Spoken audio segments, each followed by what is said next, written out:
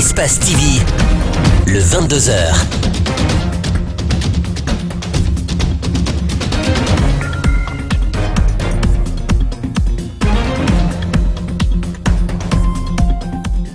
Bonsoir à tous, merci de nous choisir pour vous informer et bienvenue dans cette grande édition d'information. Tout de suite, les titres.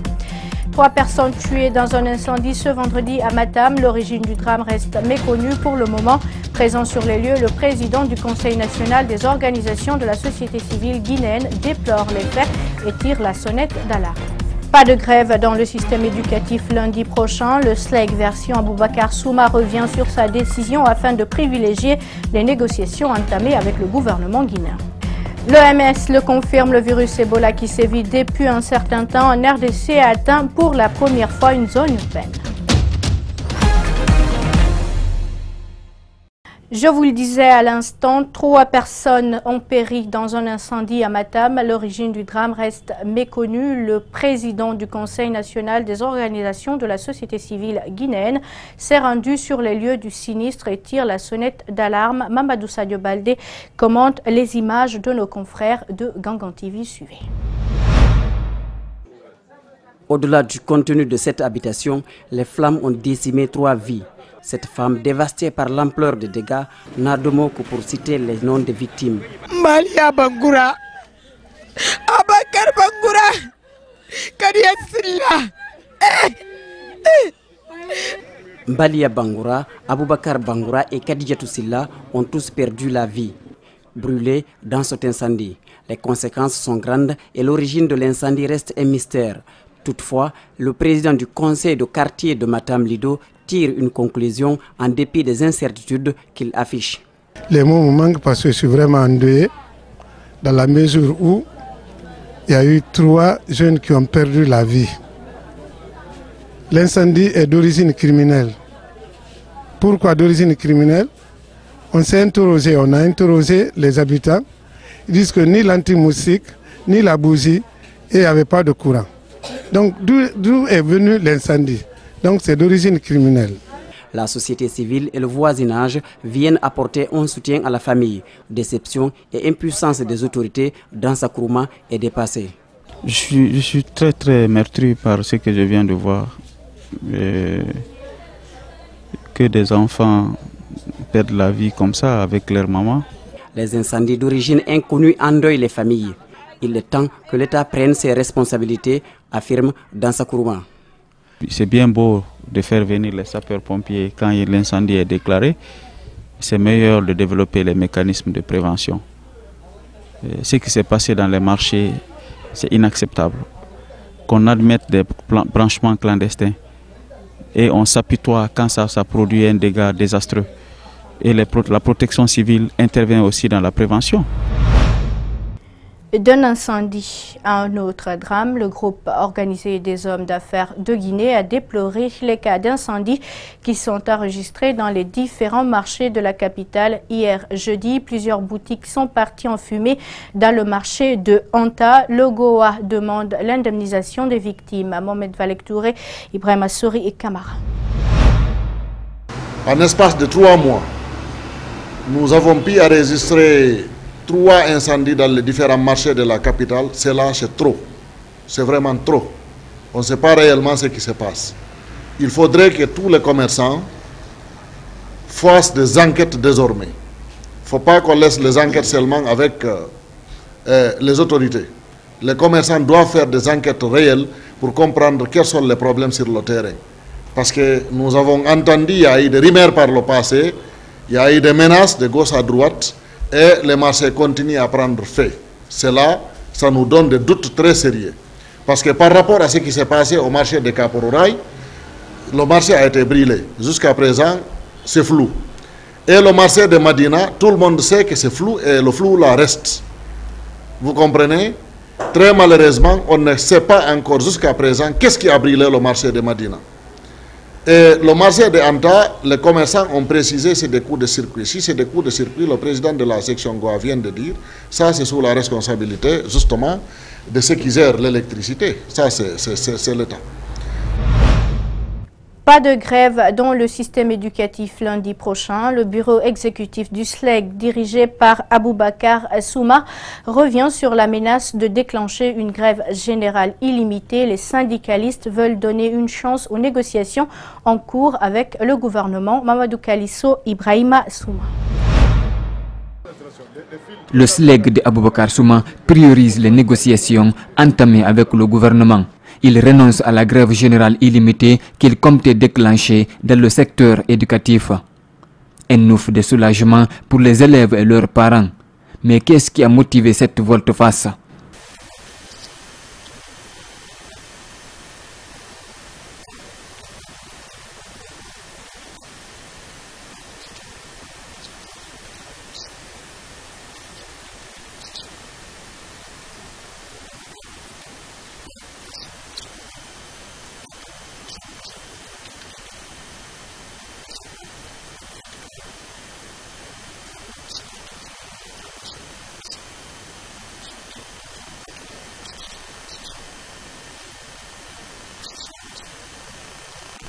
Néanmoins, Aboubakar Souma et ses camarades restent vigilants, d'autant plus que l'autre camp souhaite saisir la justice pour récupérer le siège du syndicat libre des enseignants et chercheurs de Guinée.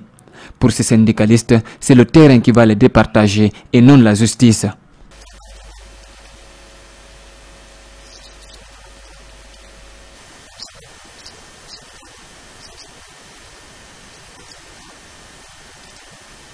Le camp de Souma réitère ses accusations contre le gouvernement. Il dit détenir des preuves irréfutables que le gouvernement a corrompu les congressistes.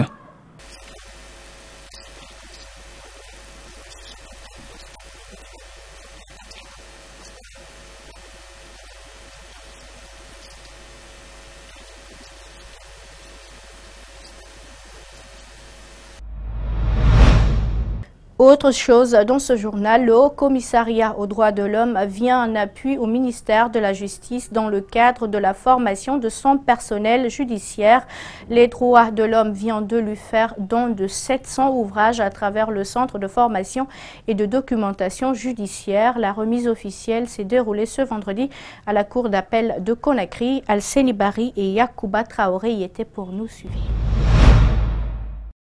Le DOM vise à soutenir la réforme du secteur de la justice et s'inscrit dans le cadre du mandat du Haut Commissariat des droits de l'homme, celui d'assister les autorités guinéennes sur les stratégies, les programmes et les mesures à mettre en œuvre pour protéger et promouvoir les droits de l'homme.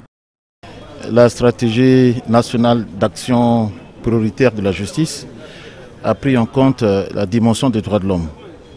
Et depuis la réforme, le Haut Commissariat est engagé auprès du gouvernement pour pouvoir l'accompagner. Et non seulement par des formations, mais aussi par des documents de travail. Et c'est la première fois que le Haut Commissariat vient faire ce geste pour alimenter la bibliothèque du centre de formation et de documentation judiciaire. Ce geste de l'institution onusienne va contribuer à alimenter la bibliothèque du centre de formation judiciaire. Il va permettre au personnel du ministère de la Justice et de l'administration pénitentiaire de s'approprier de tous les instruments juridiques ratifiés par le pays à l'échelle internationale. Je viens de visiter un peu le titre des ouvrages donnés. Ça recoupe un peu tous les aspects des droits de l'homme et même de la jurisprudence. Donc nous profitons pour remercier le Haut Commissariat et surtout leur rassurer que les magistrats vont, au-delà même des jeunes gens qui vont rentrer au centre de formation, les auditeurs, les greffiers, mais les magistrats en exercice vont les utiliser à bon escient. Dans certains contentieux, notamment j'ai vu les contentieux concernant toutes les problématiques d'expulsion ou les problématiques aussi touchant les violences contre le genre. Je pense qu'il y a beaucoup de domaines là-dedans qui vont être utilisés à bon escient. Ce sont des ouvrages qui traitent essentiellement de la problématique des droits humains et de la jurisprudence. Le tout premier centre de gestion agréé du pays est désormais disponible à Constantin, dans la commune de Matam. Cette structure parapublique a été inaugurée ce jeudi par le ministre du Budget. Elle va accompagner les opérateurs économiques dans leur gestion financière. Malik Siangana Kamara, Abdoulaye Kamara. À la suite de plusieurs réclamations des opérateurs économiques du pays, le gouvernement guinéen, avec l'appui de l'Union européenne, crée un centre de gestion agréé à Matam. Ce centre jouera un rôle d'interface entre les opérateurs économiques et l'administration. Nous avons des conventions avec l'ordre des experts comptables, c'est-à-dire un expert comptable est à notre disposition avec des assistants comptables qui sont là, qui vont nous assister vis-à-vis de nos adhérents. Et nous avons encore une équipe de personnes, une équipe de jeunes qui vont aller sur le terrain, les sensibiliser, les expliquer pourquoi ce centre de gestion agréé, quels sont les avantages liés à ce centre. Les adhérents de cette nouvelle structure vont bénéficier de multiples services, tels que la formation et l'accès facile au crédit bancaire, entre autres. Un centre de ce genre permet d'avoir des cohortes, en fait, des générations d'entrepreneurs qui rentrent, qui bénéficient de formation en gestion d'entreprise, en management et aussi en interaction ou bien en module d'interaction avec l'administration pour savoir comment payer l'impôt, comment faire ses déclarations fiscales et dans quelles conditions et quels sont les types d'impôts auxquels on est assujetti. À cela s'ajoutent des avantages accordés par l'État aux adhérents du centre pour le paiement de l'impôt. Nous avons décidé en fait de leur accorder des abattements, des réductions fiscales de l'ordre de 50% pendant les 3 premières années et de 25% les 2 années suivantes. L'adhésion au CGA est libre et volontaire pour tous ceux qui sont enregistrés au registre du commerce. Un mode de paiement est établi auquel les adhérents sont soumis en fonction de leur chiffre d'affaires. Vous le savez, le gouvernement guinéen a présenté ce jeudi sa démission au chef de l'État qui l'a accepté. C'était en marge du conseil ordinaire des ministres tenu à Sékou Touréa. Pour le moment, rien n'a été dit sur la nomination d'un nouveau Premier ministre par Alpha Condé Idriss Sabari. Lors de la célébration de la Journée internationale des femmes le 8 mars dernier, Alpha Condé annonçait vouloir former un nouveau gouvernement. Ce jeudi, à la fin du Conseil des ministres, le chef de l'État a reçu la lettre de démission du gouvernement des mains de son Premier ministre. Et quand le président de la République doit mettre en place, par pouvoir discrétionnaire, un gouvernement, l'usage veut que le gouvernement existant rende démission à travers le Premier ministre d'abord. C'est cet usage qui a été fait ce jeudi au terme du traditionnel Conseil des ministres. Les réactions des acteurs politiques ne se sont pas fait attendre. Du côté de la mouvance présidentielle, on estime que cette démission du gouvernement est tout à fait légale. La démission d'un gouvernement, c'est partout dans le monde, c'est normal. Et la nomination d'un gouvernement, la démission, c'est le pouvoir discrétionnaire du chef de l'État. Donc il exerce conformément à la Constitution.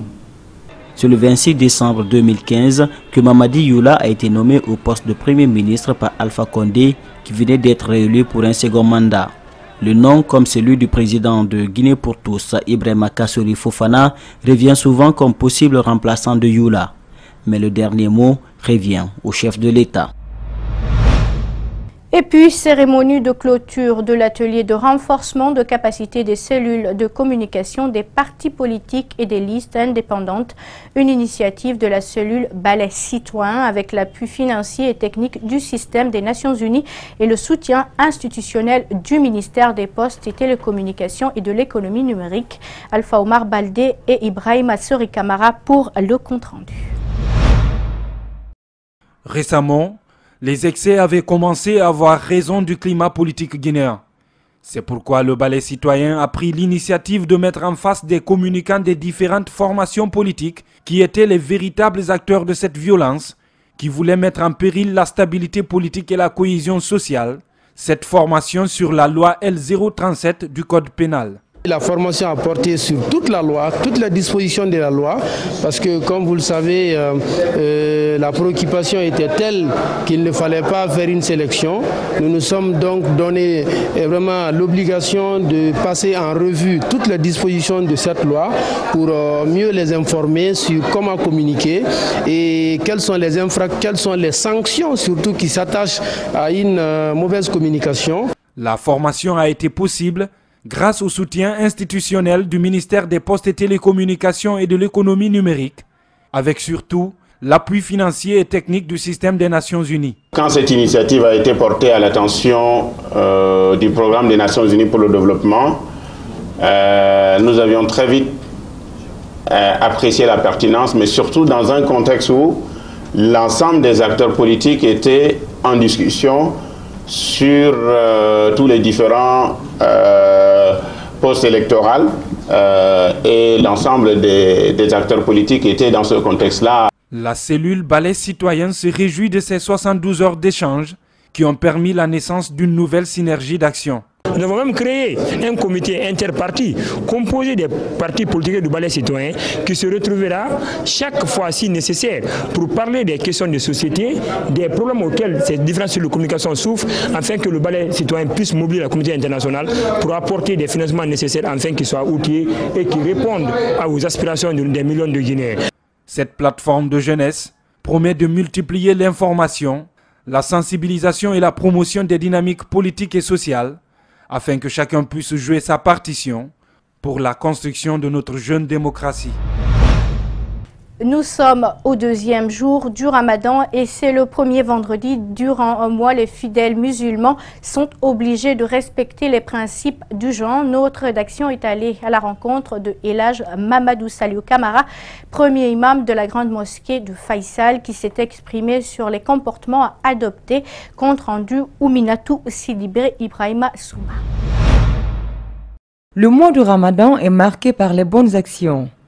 Pour le premier imam de la grande mosquée Faisal, c'est aussi durant cette période que toute personne pratiquant le jeûne doit essayer d'incarner la meilleure version d'elle-même. Les insultes, les mensonges, les crimes même mineurs annulent une journée de jeûne.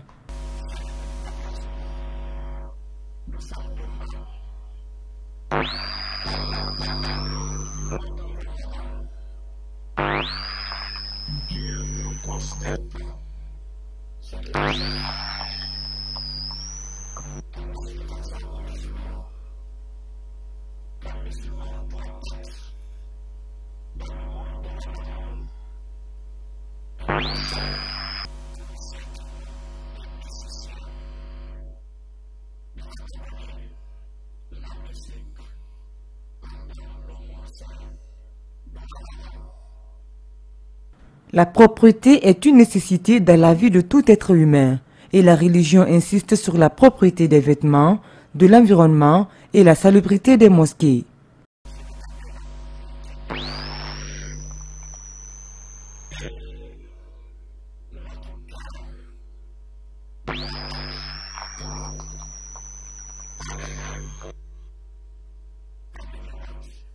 Pour ceux qui ne peuvent pas jeûner pour de bonnes raisons, il y a des compensations.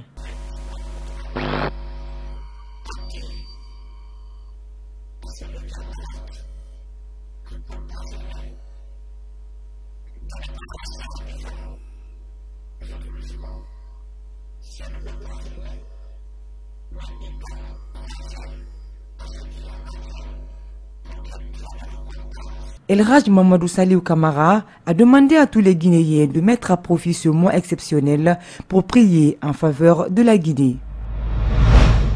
Il façonne les pneus pour en faire des chaussures, des pots de fleurs, des escabeaux et des poubelles publiques. L'homme est un jeune Guinéen résidant au Sénégal. Il est de retour dans son pays pour montrer ses œuvres et tenter de s'y installer, bien entendu, si l'environnement lui est favorable. Notre équipe de reporters est allée à sa rencontre. Alioune Doucouré, puisque c'est de lui qu'il s'agit, a fait une démonstration. Alseni Bari et Yacouba Traoré. Nous retrouvons Alioune Doucouré à Kobaya dans une tapisserie. Ce jeune homme de 28 ans est natif de Conakry. Aujourd'hui, il vit au Sénégal. Là-bas, il façonne et modèlent les pneus pour en faire des chaussures, des pots de fleurs, des escabeaux et des poubelles publiques. N'importe quel pneu usé, gâté, moi je le transforme. Je peux. Parce que si c'est trop usé, on découpe, on fait ça avec des pots de fleurs, des jardins, ainsi de suite. Si c'est pas trop usé, mais c'est un peu, ça peut pas faire avec des poufs, je découpe ça, je fais avec des poubelles publiques. Il n'est pas allé à l'école pour apprendre ce travail. Il ne l'a pas également appris auprès des maîtres. Pourtant, ce qu'il fait est ingénieux. Pour lui, c'est une manière de lutter contre la pollution de l'environnement et développer son propre business. Je fais tout cela parce que c'est pour juste entreprendre, c'est pour ne pas baser du gouvernement. Mon objectif, c'est pour lutter contre la pollution de l'environnement. Donc quand tu vois, les gens ils vont prendre les pneus, quand il y a des grèves, ainsi de suite, ils vont prendre les pneus, ils vont brûler ça sur les routes, donc ça fait polluer l'environnement. Ou bien les gens vont prendre les pneus, ils vont partir brûler, enlever les fils de fer qui est dedans pour vendre, alors que ça ne vaut rien. Son ambition est de revenir et s'installer dans son pays. Mais les moyens lui manquent et la crainte de ne pouvoir écouler ses œuvres en Guinée lui hante. Mon ambition, c'est ça. C'est pour créer une grande entreprise sur ça et entreprendre, faire la formation, donner la formation des jeunes partout en Afrique. J'invite l'État guinéen à m'appuyer sur ça. Et pour commencer, s'il me donne des marchés, un petit marché, une commune, il me dit donc voici ma commune, une partie là, je vous donne ce marché-là, on va essayer, ils vont voir. Si ça marche, on continue. Pour l'instant, il fait des va-et-vient entre la Guinée et le Sénégal, en attendant de saisir l'opportunité de s'installer. Parlons sport maintenant. Les matchs retour des éliminatoires de la Coupe d'Afrique Junior Niger 2019 débutent ce week-end sur les différents stades du continent. La Guinée reçoit son homologue de la Mauritanie ce samedi à Conakry. Battue à Nouakchott, la Guinée tentera de se rattraper devant son public. La traditionnelle conférence d'avant-match s'est déroulée ce matin au siège de la FEGIFOOT. Les deux protagonistes pensent que le match sera difficile mais espèrent une qualification pour le dernier tour de ces éliminatoires. Moussa Campos Souma et Mohamed Aluseni Kamara y étaient pour nous. C'est ce samedi 19 mai 2018 que le Sili National Junior croisera son homologue de la Mauritanie à Conakry dans le cadre du second tour des éliminatoires de la CAN Junior Niger 2019. Les poulains du coach Suleiman Kamara Abedi n'ont plus droit à l'erreur face à la Mauritanie à domicile. Conscient de l'enjeu de ce match décisif, l'entraîneur du Sili Junior est optimiste. En tant que sélectionneur, j'essaie d'étudier les adversaires. On a vu 5 jours d'entraînement, j'ai observé la vidéo. Ça fait un bon moment. J'ai préparé ma stratégie en fonction des adversaires. Je pense que ça ne serait pas pareil. Jouer à domicile en déplacement, font deux. Alors certes, l'entraîneur va changer sa stratégie. Je pense que c'est un match de piège. Il faut tout donner dès l'entame du jeu, les 15-20 premières minutes pour égaliser non seulement et sans encaisser. Depuis leur défaite de Nouakchott ici à Conakry, toutes les dispositions sont réunies autour de l'équipe pour arracher la qualification face à la Mauritanie. Il y a une bonne ambiance dans le groupe, on est tous concentrés, on est tous conscients de l'enjeu qui nous attend demain. Donc il faut forcément se qualifier à la maison. Si les Mauritaniens ont gagné ce jeu, donc nous aussi on peut le faire chez nous. On a nos supporters derrière nous, donc on va essayer de faire notre mieux pour obtenir notre ticket de qualification. Absent à la conférence d'avant-match pour des raisons de calendrier, l'entraîneur de l'équipe mauritanienne s'est fait représenter par le vice-président de sa fédération et aussi rêve d'une qualification au vieux stade du 28 septembre. Pour la Guinée, il faut que vous marquez et vous remarquez pour vous qualifier. Si vous restez à un but, on est qualifié. Donc c'est la meilleure option que je peux voir par rapport à même 3-0 et 1-0, c'est un peu la même chose. En rappel, c'est MTN et l'ONG Love and Care Children se livrent aux œuvres sociales pendant cette période de Ramadan.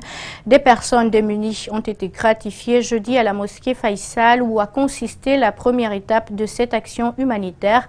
Je vous propose ce publi-reportage de Djibril Ba et de Tierno Sadouba. Le Ramadan rime avec le partage, la communion. MTN, dans cet élan, pense aux personnes vulnérables. Cette volonté date depuis 11 ans. Et surtout, marquer le démarrage de ce programme qui s'appelle les Restos de la Solidarité, qui va se dérouler tout le mois de Ramadan. Chaque jour, nous allons distribuer des centaines de plats aux plus démunis pour marquer la rupture du jeûne, l'iftar. L'opérateur de téléphonie mobile n'est pas seul. Il collabore avec l'ONG Love and Care Children. Les membres de cette structure ne sont pas à leur première expérience. Cette année, ils ont trouvé une spécificité à donner le sourire aux démunis. On faisait 7 jours à Kaloum, 7 jours à Dixine, 7 jours à Matam, etc. Donc pour le compte de 2018, on s'est dit pourquoi ne pas hausser le nombre de plats, se préparer beaucoup plus tôt et passer le cap à 500 plats parce que le besoin est là, les personnes démunies, les personnes pauvres, ils en ont vraiment besoin. La mosquée Faisal où débute ce geste humanitaire, les donateurs ont eu la bénédiction des sages, fortement comblés de joie. Je crois que vous, opérateurs économiques, vous, ONG, vous, fondations, qui prenez le mois de Ramadan à profit pour servir les démunis de la société dans l'enceinte de la mosquée, vous avez bien compris ce message du Seigneur de tous les temps. Qu'Allah vous en tienne compte. MTN et sa partenaire veulent maintenir cette initiative durant tout le mois de pénitence et de soumission au Tout-Puissant.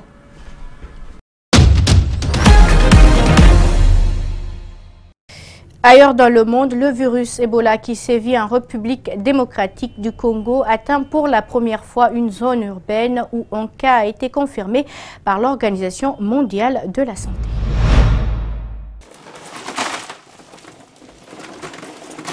The cold chain that is required to maintain this vaccine and store it until the point of delivery requires us to maintain -60 to -80 degrees. It is true we have technology today to maintain that in the field, but it still remains a challenge. Well, the biggest challenge in this response is that we now know that we have suspected cases in an urban centre in the Democratic Republic of Congo.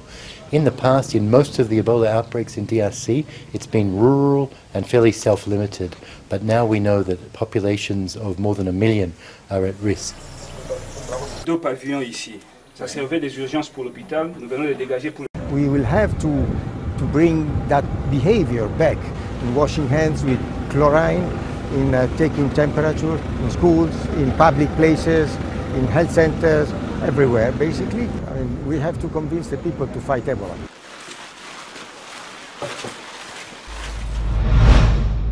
Des milliers de personnes manifestent à Istanbul en soutien aux Palestiniens après le bain de sang de Gaza en présence du président turc Recep Tayyip Erdoğan et du premier ministre palestinien Rami Abdallah.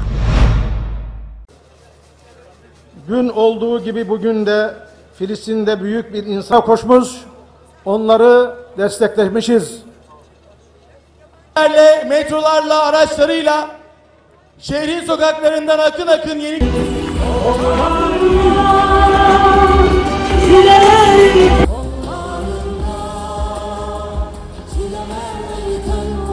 yanında yer alan yüreği işte Cumhurbaşkanımız Recep Tayyip Erdoğan. Krallıktan sana hep enkaz kaldı. Ufka bir bak şiirim. Yüzün yine gülecek. Labour au cheval vigne soignée à coups de tisane racheté en 2014 par l'entrepreneur américain Michael Boom. Le prestigieux domaine bourguignon du château de Pommard révèle le défi de la conversion à la biodynamie. Suivez. Caline, marche. Dans les vignes du château de Pommard, Rafale Caline et leurs congénères remplacent peu à peu les tracteurs. Labourer au cheval est beaucoup plus long qu'avec un engin motorisé, mais le résultat est là. Le tracteur, une fois qu'il est passé, on voit justement ce tassement, cette bande de roulement qui est dure, ferme, que justement on voit que ça a du mal à vivre. Et de l'autre côté, la parcelle en face qui est faite au niveau d'un coup de griffe, un coup de déca au cheval, c'est de la terre qui est légère, qui est vraiment qui est pas du tout compactée, quoi. Rendre de la vie au sol, c'est l'un des fondements de la biodynamie. Un travail de longue haleine à base de produits naturels. On va faire des décoctions, des tisanes pour renforcer les défenses immunitaires de la vigne ou pour amoindrir l'humidité ambiante. Et puis on va travailler avec des révélateurs d'énergie qui sont la bouse de corne ou la silice pour apporter soit des forces terrestres, soit des forces astrales. Et on va essayer de jouer entre les deux forces pour équilibrer la plante. Dose quasi homéopathique et calendrier lunaire rythment désormais labour, taille, mais aussi mise en bouteille et dégustation. Et le vin, lui aussi, semble transformé. Sur une dégustation classique ou sur d'autres vins, on appréhende la vivacité en bouche, la fraîcheur, après la rondeur, on va calculer la longueur. Là, on prend juste une baffe. On goûte, on met en bouche et là, paf, on prend une baffe parce que c'est un bol d'énergie qui arrive. Trop mystique pour certains, la méthode a séduit l'entrepreneur américain qui rachète le domaine en 2014, mais cela a un coût. Il faut beaucoup de monde. Il ne suffit pas d'enfourcher son tracteur et de pulvériser à tout va. Du point de vue de la main-d'œuvre, c'est probablement 3 à 4 fois plus cher de faire de la biodynamie dans les premières années. En conversion depuis 2016, le domaine espère sa certification pour 2019. Il rejoindrait alors les quelques 400 domaines français qui travaillent déjà en biodynamie. Et voilà qui met fin à cette grande édition d'information à tous. Merci de l'avoir suivi. Merci également à l'équipe de la rédaction ainsi qu'à celle technique. Surtout restez avec nous, nos informations continuent sur Espace TV. Au revoir.